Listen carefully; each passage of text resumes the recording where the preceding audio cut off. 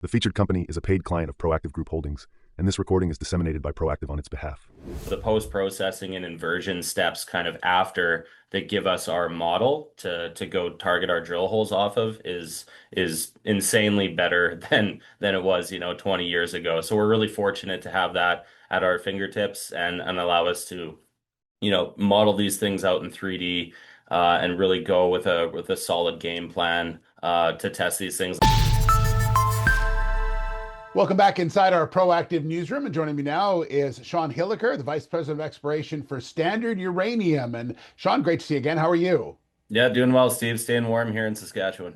Oh, good, good, good. Well, it's heating up at Corville, that's for sure. You got a lot of work about to begin, and we're going to talk all about that in a second. But let's remind everyone about that project specifically. It's a project that I know that you're excited about. It really hasn't seen a ton of work, so it's pretty exciting. Yeah, absolutely. It's in the Eastern Athabasca Basin region in Saskatchewan, Steve. One of our projects that's currently under an active JV with our partners at Aventus Energy. We got boots on the ground there at that project for the first time this past summer in 2025. Had some really phenomenal assay results come back. Our highest was 8.1 percent U3O8 right at surface at the Manhattan showing, which actually beat the previous operator's highest assays there. We found some new areas of radioactivity and mineralization at surface as well. And we've been upgrading our geophysics as well on that project, leading into our first drill program, which we've got planned for next year. So lots happening. It hasn't seen a drill hole in about 40 years.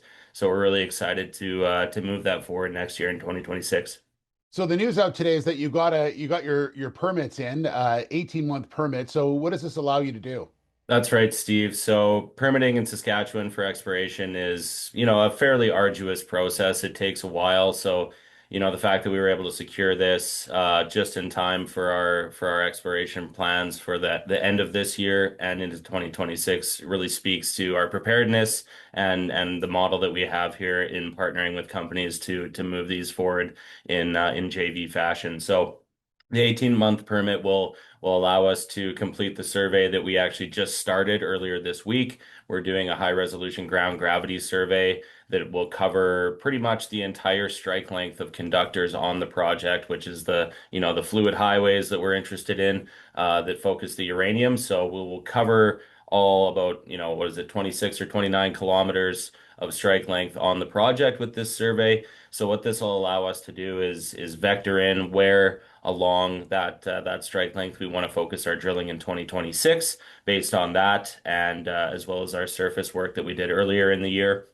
So it'll cover that survey. It'll cover our first drill program ever on the project in winter of 2026. We're planning to get out there to drill about 3,000 meters to start testing some of these targets beginning in January and through February of 2026. So that'll kick us off in 2026 with this really exciting program.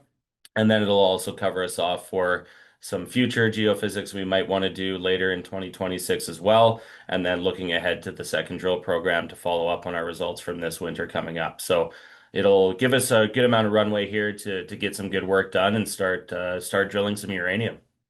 I'm going to test your brain a little bit here on this interview now, because I want to ask you about something that was in the news release. You talked about exploring through modern exploration for the first time in a generation. Sean, as a geologist, how different is modern technology to what they were using, 10, 15, 20 years ago? Is it that big of a difference that you can go into a project like this knowing that really you're working on fertile ground? Yes, absolutely, Steve. It's the geologists of old, my mentors and theirs as well, that were out there boots on the ground doing super good work. In the past, in the 60s, 70s, 80s, 90s, is always pretty exceptional. And getting a geologist out there on the ground to use their skills and get their nose and their eyes on the rocks, there's no replacing that. But as far as geophysics goes, Steve, we've made leaps and bounds over the last, couple of decades. The technology, the scale of how much that's improved is logarithmic. I mean, year over year in the last 5 years alone, the technology with the EM techniques and the gravity techniques that we're using, and not only just collecting that data, Steve, but the post-processing and knowledge that we have about how these things work, with, supercomputing capabilities now, it's pretty exceptional what we can kind of tease out of that data. So the post-processing and inversion steps kind of after that give us our model to go target our drill holes off of is insanely better than it was, 20 years ago. So we're really fortunate to have that at our fingertips and allow us to, model these things out in 3D, and really go with a solid game plan to test these things, like I said, for the first time in a few generations here. So it's we're really excited about it, and the results from this gravity survey happening right now. We'll come back, we'll do those processes on it, and we'll have our drill targets ready to start beginning of February, end of January, to start drilling. All right, look forward to that. Sean, thanks so much. Great answer. Good to see you again. Likewise, Steve, we'll talk soon. All right, Sean Hilliker, Vice President of Exploration for Standard Uranium. The featured company is a paid client of Proactive Group Holdings, and this recording is disseminated by Proactive on its behalf. It is for informational purposes only and does not constitute investment advice, an offer, or a solicitation to buy or sell any securities. Viewers should conduct their own research and consult a qualified financial advisor before making investment decisions.